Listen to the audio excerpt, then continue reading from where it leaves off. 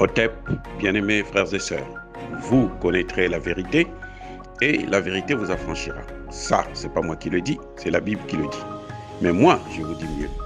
Vous connaîtrez la vérité historique, notamment celle de vos ancêtres kémites, et vous aurez une vision globale de ce que c'est que la vraie souveraineté politique. J'ajoute, vous reviendrez à la spiritualité africaine ancestrale et vous comprendrez les enjeux de l'indépendance économique. Et pour terminer, vous accepterez votre identité culturelle kémite et vous obtiendrez deux choses. La première, c'est la paix. La seconde, c'est le développement, à une condition. L'unité de toute l'Afrique noire, l'unité de tous les Noirs du monde entier.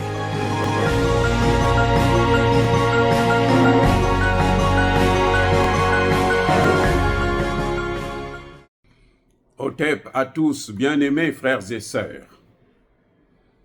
Molly Fee, secrétaire d'État américaine chargée aux affaires africaines, enfin sous-secrétaire d'État. Docteur Céleste Wallander, secrétaire d'État ou sous-secrétaire d'État à la Défense aux États-Unis.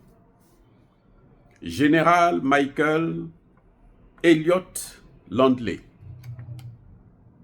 le commandant de AFRICOM, African Command, la force américaine en Afrique.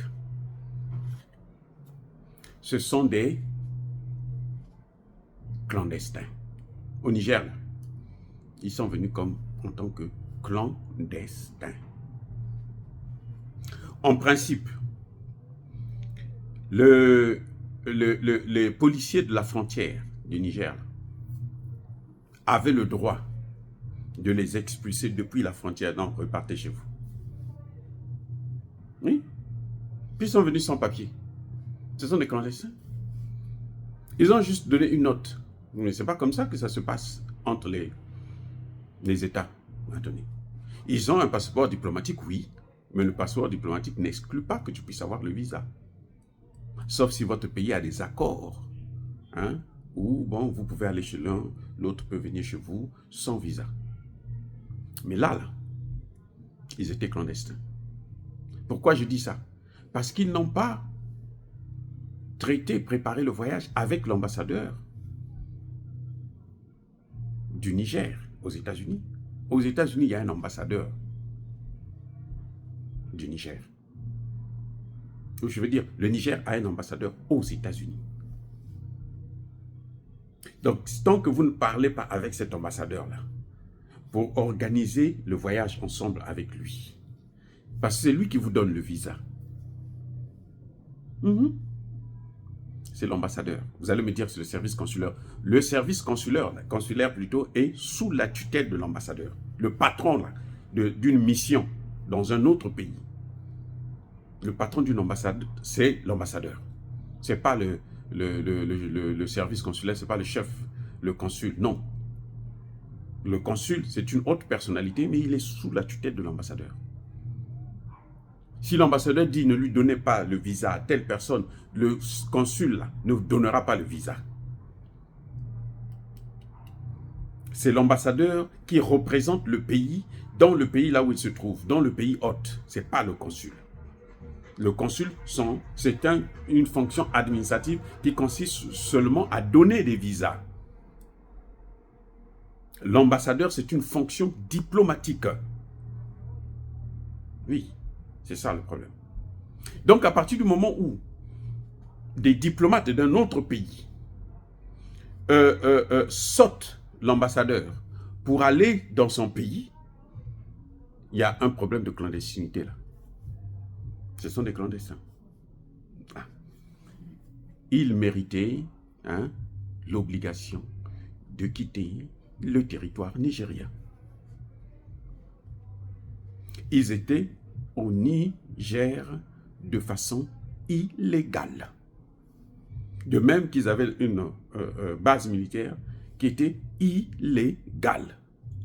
C'est parce que nous sommes très laxistes, tolérants, qu'on les a tolérés. Le Premier ministre, le ministre des Affaires étrangères, n'était pas obligé C'est juste par politesse. Mais il n'était pas obligé de rencontrer des gens comme ça. Non? Comment vous allez vous asseoir avec des... Et ils voulaient venir, ils ont un agenda. C'est eux qui préparent l'agenda. Il dit, votre président doit être disponible. Je vais vous dire. Vous savez, aux Nations Unies ici, là, aux Nations Unies, lorsque l'ambassadeur des États-Unis organise une fête, il invite les autres ambassadeurs des pays africains surtout. Parce qu'eux, ils viennent pour animer. C'est ça, des marionnettes. Ils viennent pour faire, faire rire les gens, les mettre à l'aise et tout. Quand on traite les vrais dossiers, on ne les voit pas. Mais bon, ça, c'est un autre problème. Ça, c'était dans le temps. Maintenant, on va commencer à les voir. Lorsque l'ambassadeur des États-Unis organise... Demandez à n'importe quel ambassadeur que vous connaissez. Hein, posez-lui la question. Vous avez reçu l'invitation. Même si votre président vous appelle chez vous, vous avez l'obligation de participer à cette invitation-là. Vous devez demander à votre président, papa, attends. Si votre mère est malade en Afrique, votre père est malade en Afrique, là, vous devez le laisser mourir pour aller assister à cette fête, répondre à l'invitation des États-Unis. En fait, l'invitation des États-Unis, c'est une convocation. C'est quelque chose, c'est ça que je voulais vous faire ressortir. L'invitation des États-Unis, c'est une convocation. Ici, à New York, à la mission permanente des États-Unis d'Amérique, à New York. Avec les pays africains, c'est comme ça que les États-Unis se comportent. Avec les autres, je ne sais pas. Mais avec les pays africains, c'est comme ça que ça se passe. On vous convoque, on vous invite, vous ne venez pas, vous ne répondez pas à la convocation. Ah, c'est un déni de justice.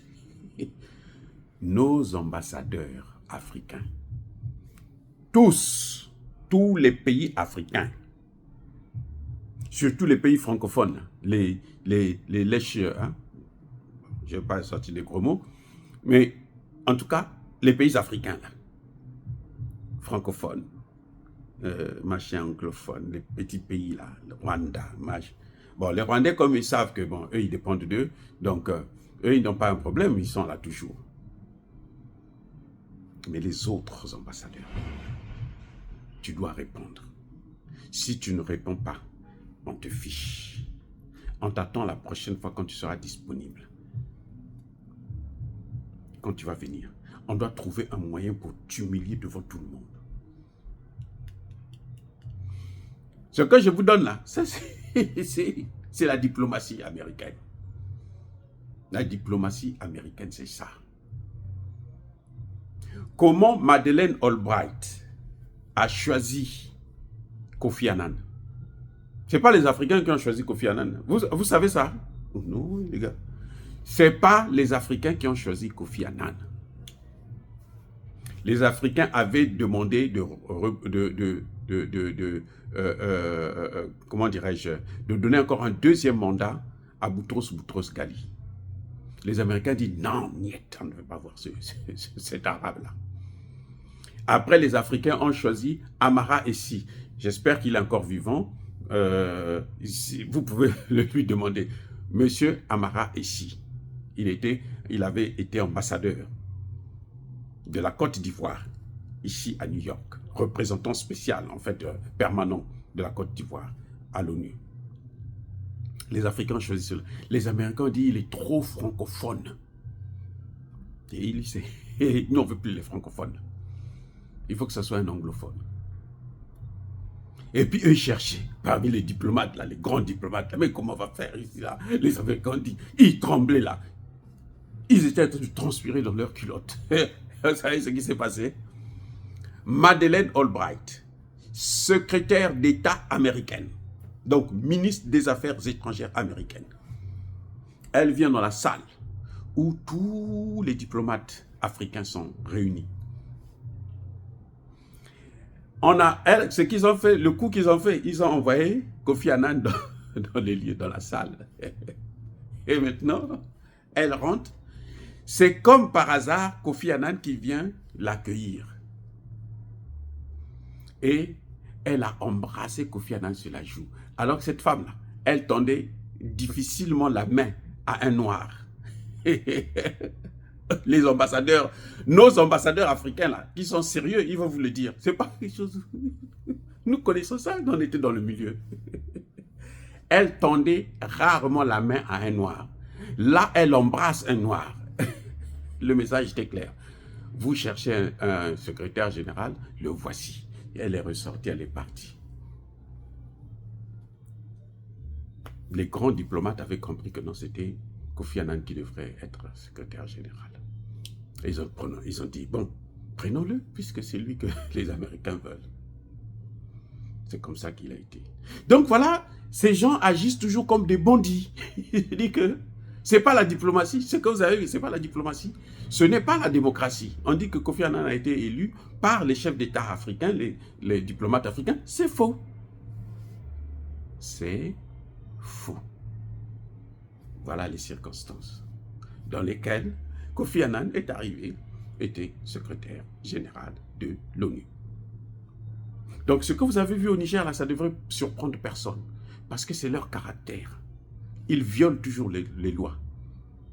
Oui, ils violent toujours. Ce sont des balordés. Des vrais bandits et brigands. Mais, la bonne nouvelle, c'est que tout empire finit par périr. Et l'empire américain est en train de prendre son déclin. Elle a entamé son déclin. Ce que vous avez vu au Niger, là, c'est rien devant ce qui est en train d'arriver. Ça va être pire. L'Amérique sera humiliée. Vous avez vu la France? La France aujourd'hui, elle est en train de se battre. Là, elle veut faire la guerre en Russie, là. C'est pour sauver les meubles en Afrique. Mais elle a déjà perdu. L'Afrique est partie. Elle peut prendre tous les gens là, les journalistes de RFI, France 24, machin, tout ça là, les envoyer en Afrique là, faire d'eux des panafricanistes, leur donner de l'argent et ou investir dans de grands projets. Ça va rien changer. Et Sili. Yanke Azana Plonaye, Yumape Azana Plonaye.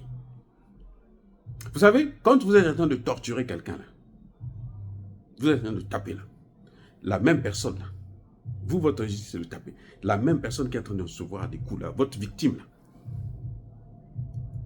elle est en train de réfléchir, comment je vais faire pour m'en sortir. Et, en général, elle finit toujours par trouver le secret, surtout si elle est innocente. Et Dieu lui montrera, fais ceci, pour te débarrasser de celui-là. Et vous allez voir, boum, la personne sort. C'est pour ça que vous allez voir dans nos quartiers, il y a un homme qui est là, on appelle le plus fort, il tape tout le monde. Et un jour, vous êtes surpris, il y a un pauvre type, un gringalé qui était là dans son coin, parfois même affamé, qu'il vient provoquer, et il lui donne, il lui donne de ces coups de poing, qu'il est obligé de se mettre à genoux pour supplier. Et tout le monde est en train de regarder. Oh, toi tu nous tapes souvent, maintenant les gens acclament celui qui est en train de le taper. Et là, le déclin arrive. Il chute. Plus jamais vous allez entendre encore parler de lui. C'est ce qui est en train de se passer actuellement avec ces grandes puissances qui nous ont pris en esclavage, nous ont colonisés, néocolonisés, pillés, mais alors systématiquement, qui sont en train de, au Congo là, 18 millions de morts, mais ils continuent à massacrer. Ça va s'arrêter aussi. Oh, les gars, soyez bénis, abondamment bénis par le Dieu des Kémites et par nos ancêtres angélisés. Mais que tous ceux qui persécutent le continent africain le pillent et le déstabilisent, qu'ils soient noirs, blancs, chinois, arabes, juifs, indiens ou qui qu'ils soient punis, maudits, foudroyés, neutralisés, écrasés, effacés par le Dieu des Kémites et par nos ancêtres angélisés. Vive l'Afrique éternelle, j'ai dit et j'assume.